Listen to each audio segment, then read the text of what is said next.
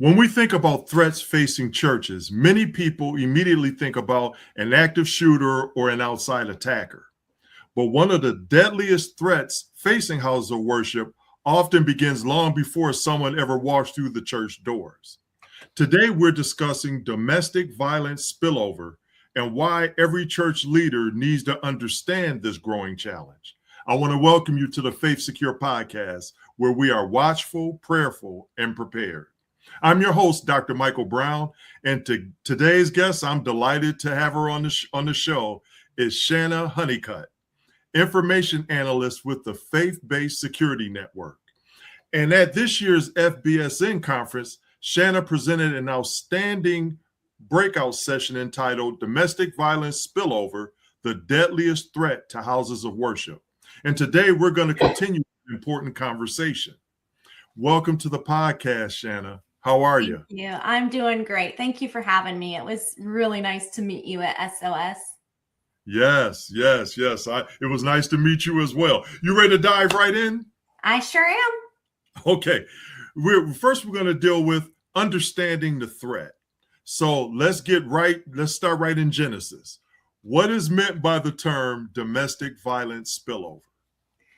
Well, domestic violence, we know, is a prevalent issue. It's often hidden behind the doors of a home within a family. But when we talk about domestic violence spillover, we're talking about that violence spilling over from the home into a public setting. And we're going to talk about how that can be particularly dangerous when it involves the church. Okay. All right. So now, why has FBSN specifically identified this as one of the deadliest threats facing houses of worship?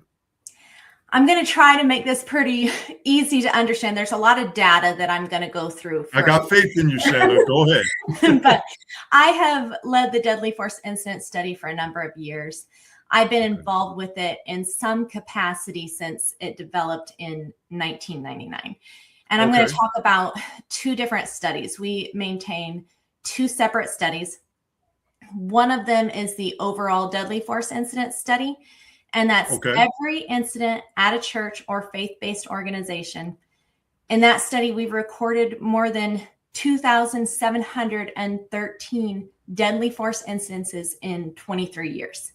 So we have all of the data from those 23 years, from 1999 to 2022. Okay. And we're continuing to work through that. But one of those statistics that we take out of that study is the trigger of the attack. So domestic violence is one of those 7 triggers. Okay. Historically, robbery is the most common trigger. For many years, domestic violence was number 2, neck and neck with personal conflict. So those are both number 2. They take turns on which one is leading that for number 2. Okay.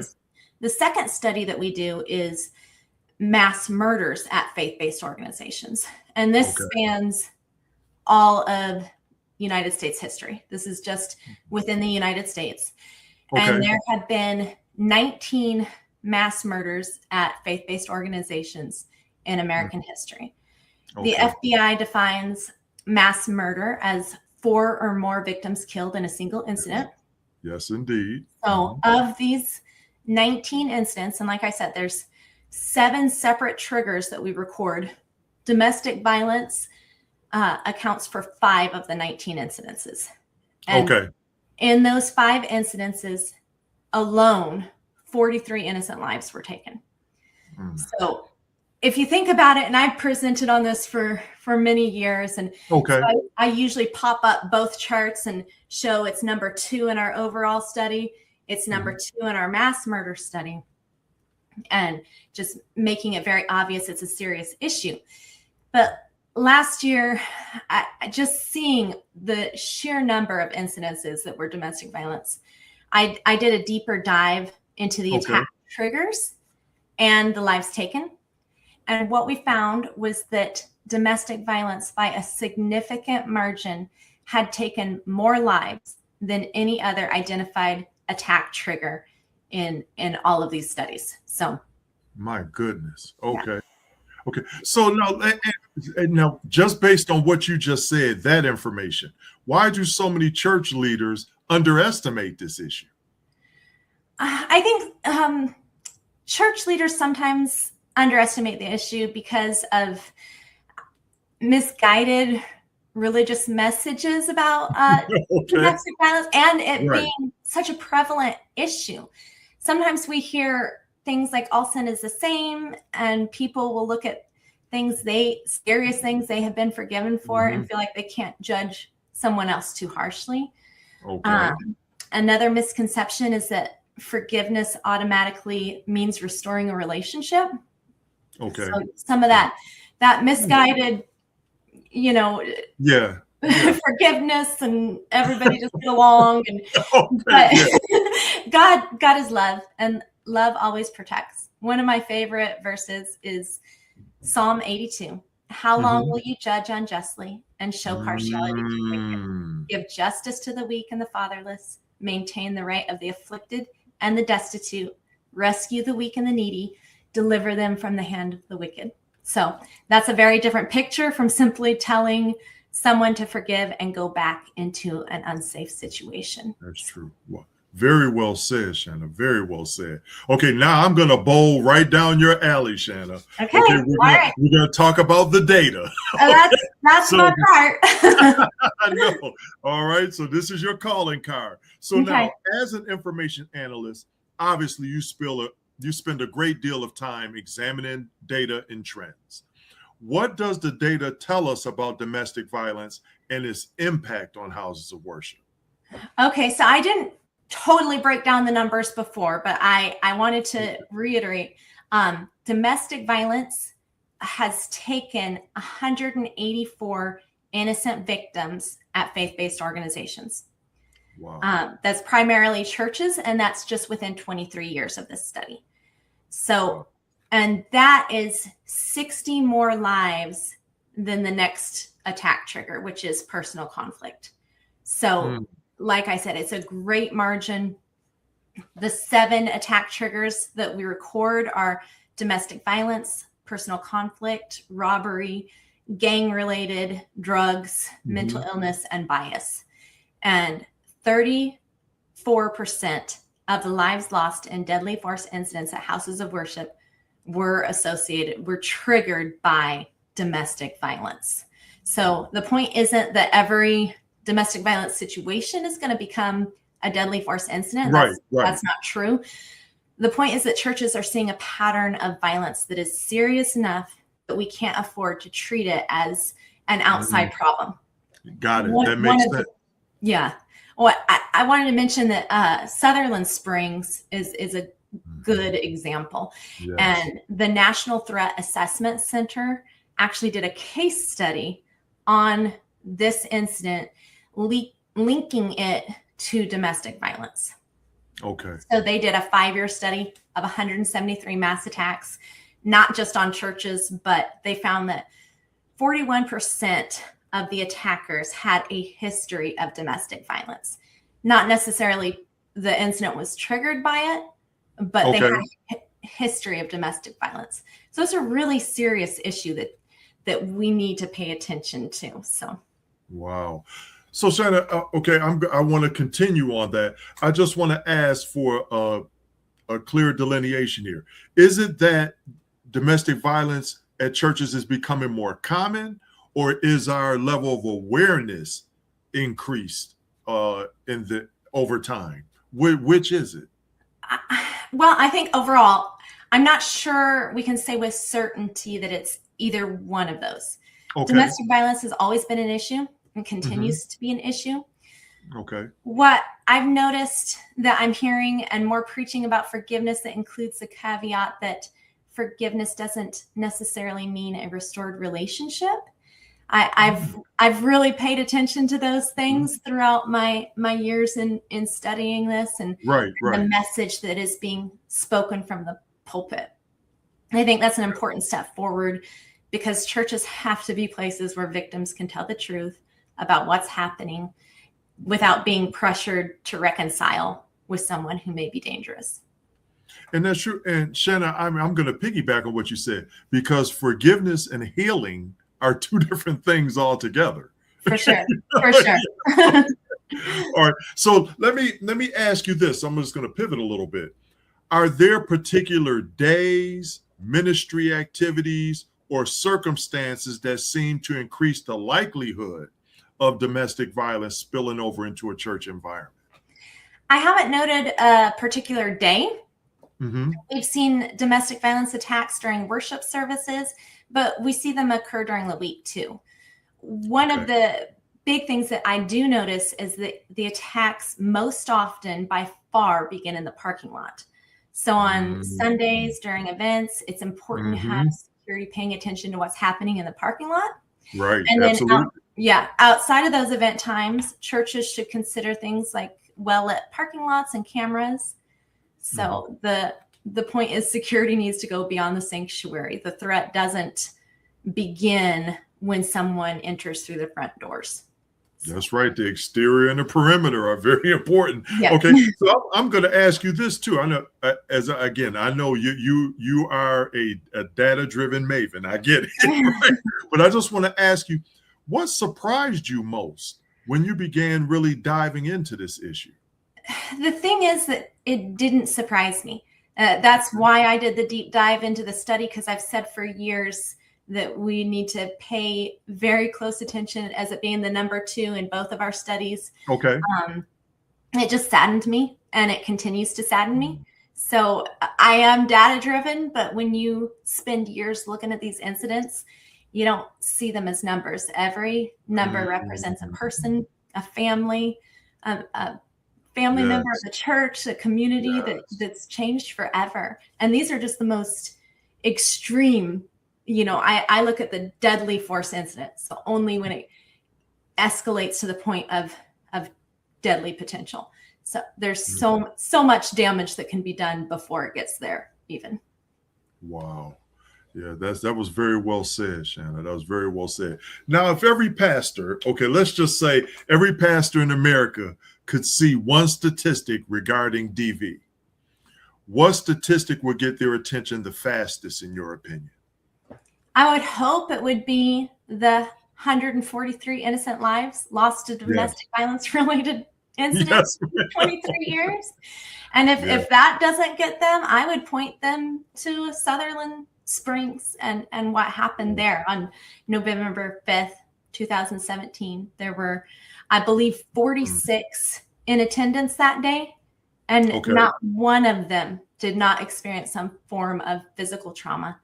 Only 4 people from that church went home that night without an overnight stay at the hospital. So 26 people were lost in that attack. And I would point them there, and I would point them to that number. It is the deadliest threat facing houses of worship. Wow. Okay. All right. So I want to talk about now the ministry implications of domestic violence. How does it affect the entire church, not just the victim? The church is a community, a family community. When one person is being abused, it affects children, parents, friends, pastors, their small group, security volunteers. And then when that abuse spills over onto church property, the impact is huge. It can create fear. It can divide families and friendships. It can put children and volunteers in dangerous situations. And there's also a huge spiritual impact that we don't always look at as security people. But if someone believes that the church didn't believe her, didn't protect her, or is more concerned about preserving a marriage than protecting a person from violence, she will probably stop asking the church for help. And then the children that are impacted, they might grow up and point to the church that pressured their mom to stay with an abuser. That's a great point. Yeah, they experience great pain because of it, and they direct it at the church and the pressure that they feel. And it might be true and it might not, that the church put on their mom to stay. So that's why it's a pastoral issue and it's a safety issue. Wow. So on that same vein, how can the churches better support the victims while also maintaining appropriate safety measures? Well, to believe the victim is huge, to Mhm. listen to them, not try to fix everything. Don't make promises that you can't keep. That's true. And a big one is to not assume that the safest solution is to get away, leave right now. Leaving can be an extremely dangerous period. Safety Yes. planning needs to be individualized. And the National Domestic Violence Hotline, they emphasize personalized safety planning because the survivor is often the person who best understands the abuser's behaviors and specific risks involved, the threats they've made. Right, right. Churches need relationships with professionals before the crisis happens. So knowing your local domestic violence resources, Mm-hmm. know who can provide qualified counseling, know Yes. who can help with the safety planning, which is so important. People don't understand the repercussions of some of the things that are said. And then to know your law enforcement contacts, understand your local laws and mandatory reporting.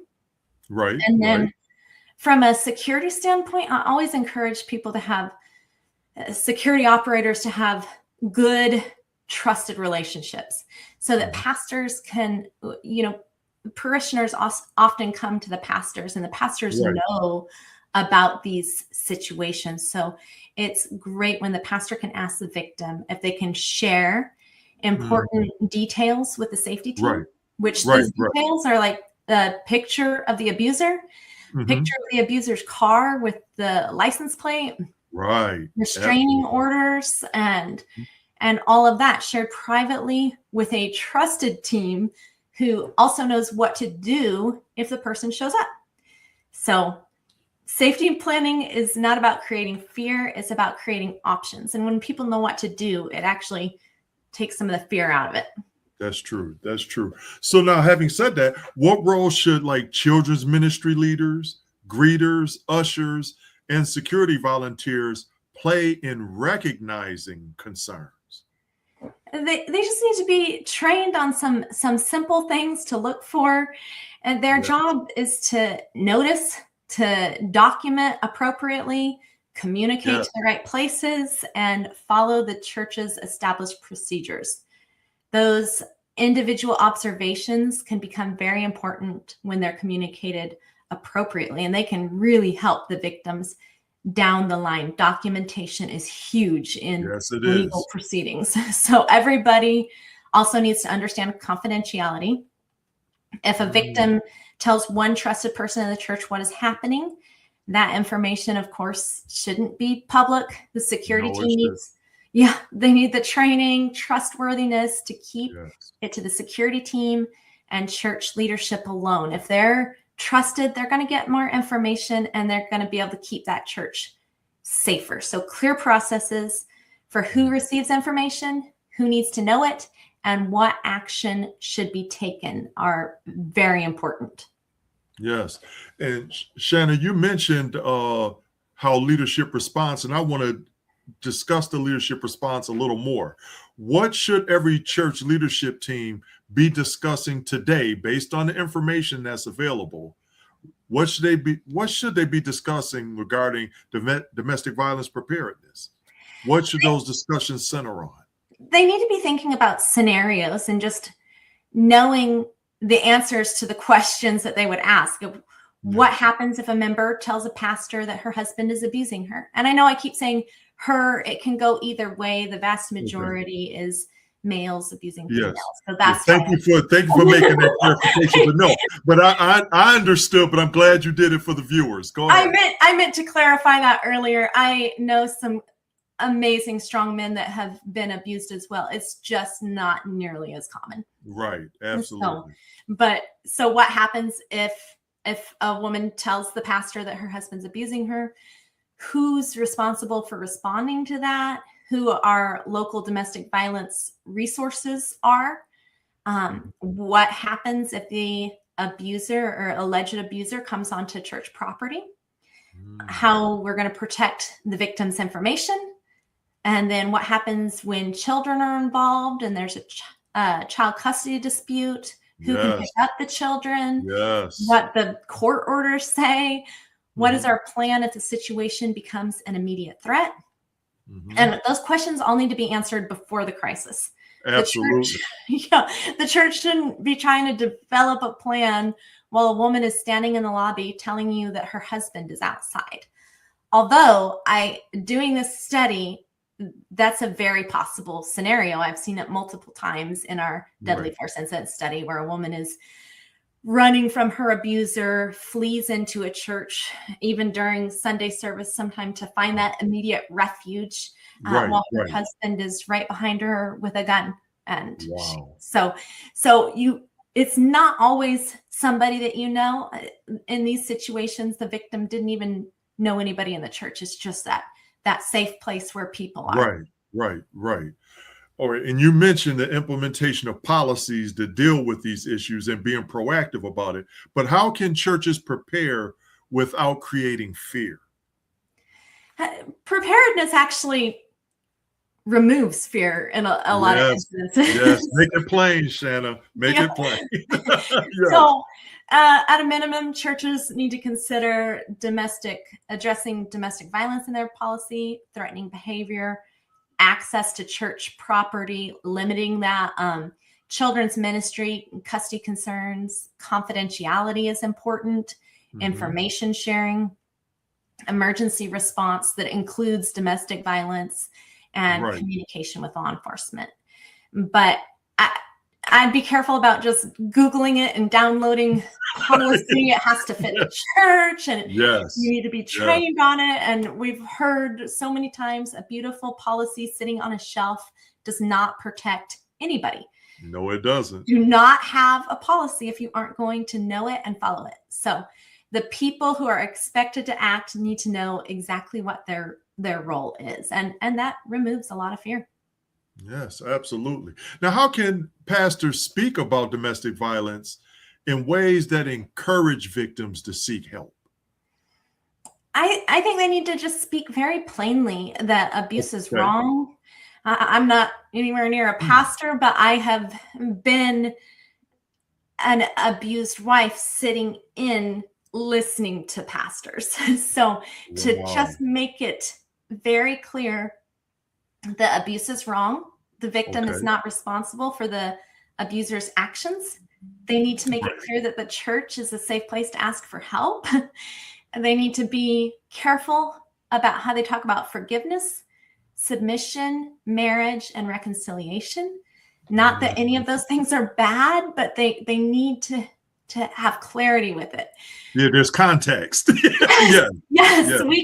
we can preach forgiveness without telling someone that it requires them to maintain the relationship and remain in danger. We can value marriage without minimizing abuse. We can encourage reconciliation when it's appropriate, but it's not often safe in these situations. That's true. You're right. And a big thing is we need to recognize, especially within the church, that spiritual language can sometimes be twisted and weaponized by the abuser. Yes. The National Domestic Violence Hotline specifically identifies spiritual abuse as using religious beliefs or text to manipulate, shame, control, or minimize abusive behavior. And they will absolutely use it. So the victim needs to hear the message that they're not alone. You're not responsible for the violence.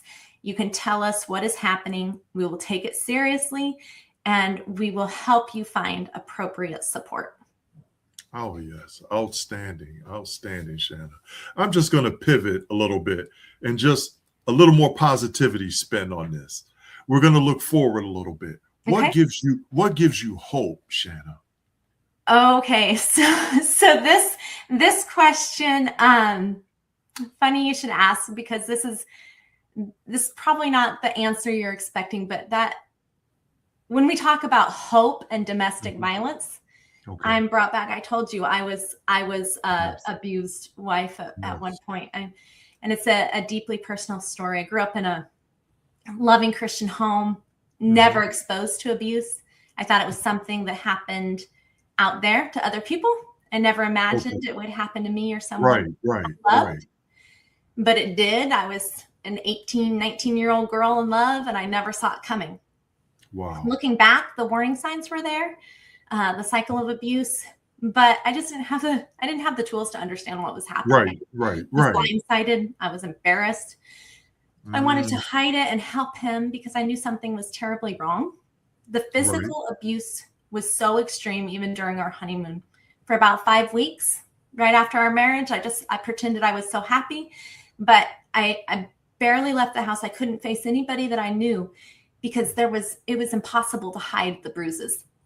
Oh, wow. So I had a friend call me finally, and she asked the question, did he hit you? I don't think any of my family even had that thought in their head, but she had a little bit more exposure to this stuff. And all I could do was cry. I couldn't fake it. I couldn't, with that pointed question, all I could do was cry. So she called my parents. They showed up at my apartment, and opening that door to my apartment in the condition I was in was one of the hardest things I've ever done. They got me out immediately, called the police, but the battle was far from over. And that's what I hear from people over and over again after these presentations is my sister, my daughter, they haven't heard from them for years. I wanted to stay.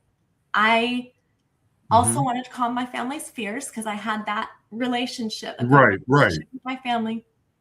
But everyone was pushing me away from my husband and trying to convince me to divorce him. Divorce was a sin in my mind. It was something that wasn't done in my family, and it wasn't done in my church community.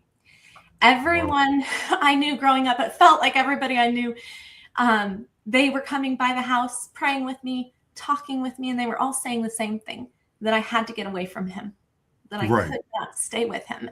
That's all I wanted. I wanted him to get better. I wanted to help him, and I wanted to remain faithful to my commitment. So one night I'm sitting there. I was a stubborn young person, but I'm sitting there talking to my father, and I told him, I said, nobody's giving me any hope. I have no hope, and it's just too much. I just was at the end of my rope. And he just asked me, he said, Shanna, what is your hope in? And he was like, a man?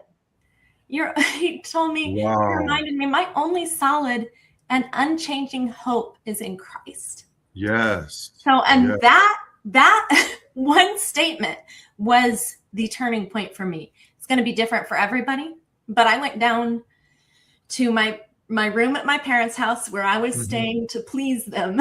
And I cried, I prayed, I told the Lord that he was my only hope and asked him for direction.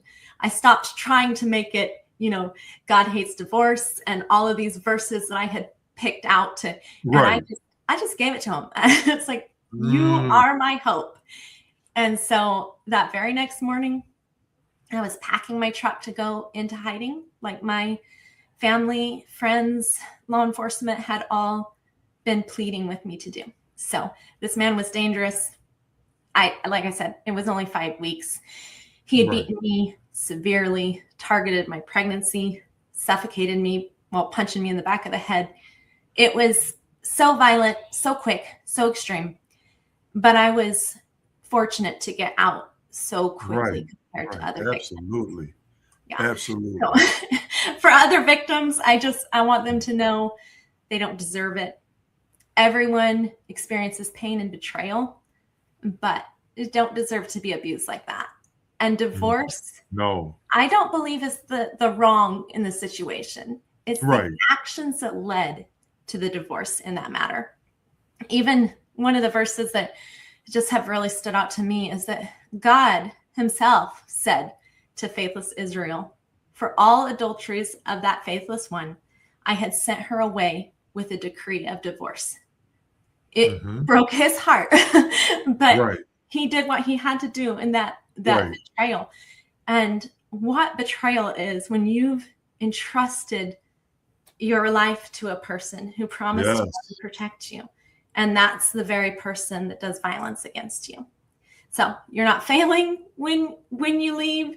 You need to find that support. And for those that love somebody caught up in this, because that's what I hear at these conferences, is so many people have somebody they love and they just can't seem to reach. Just don't give up. Always keep the door open. Keep praying. It could go on for 20 years. You don't know what's going on behind the scenes. There's threats to the whole family, to the people that the victim loves, the mental abuse, the destruction of her self-esteem. So to sum that up, what gives me hope is Christ. And that's where we can all find that hope. And then my parents didn't give up on me. My friend did not ignore what she felt that she could see. My family kept their door open. They kept praying. And eventually, quickly, I was actually able to get out. That's what I want the church to be, a place where people can find truth, safety, support, and ultimately hope in Christ. Wow. Shanna. Well, when you ask me about hope and domestic violence, I mean, that's where Shanna, I mean, that I'm gonna tell you, that was the most honest, heartfelt, heart-wrenching, and real and authentic response about your personal experience that I've ever had, and you are almost my 30th episode. Well, I mean, I have never had a guest dial in and share the way you just shared. And I just want to let you know that I appreciate you having that degree of comfort in yourself first and security in yourself to be able to share that. I just wanted to say thank you for that. I'm happy that you are able to come out of that situation and look where you are now, where you're actually educating us about the topic. And I just wanted to thank you for helping us better understand this issue. And it often remains hidden until a tragedy occurs. It does. So what you're doing reminds us that, again, that preparedness is much more than just responding to emergencies. It involves, like I said, recognizing risk early, caring well for people that are vulnerable, and leading with wisdom, compassion, and also vigilance. Yeah. And I just want to thank you for your bravery, first of all. I really appreciate that. And thank you for coming on to the podcast. I appreciate it. Thank you. I've enjoyed it. This is an important topic to me. When I say it's not just numbers to me, it's personal. It's personal. Wow. Just stand by 1 second. I'm just going to close on that. I don't want to ask any more questions. I want to let that just stay right there. I want to thank you, the viewers. If you found the content on this podcast to be informative and powerful, please be sure to like, share, and subscribe. Until the next episode, remember to be watchful, prayerful, and prepared. God bless.